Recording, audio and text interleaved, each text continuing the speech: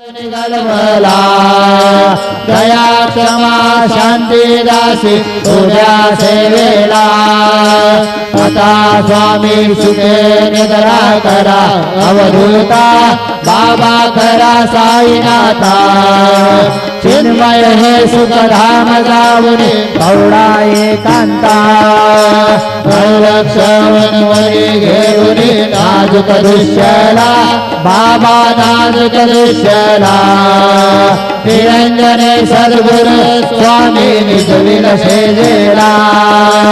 आता स्वामी सुखे निद्रा करा अवधूता बाबा करा साईनाथा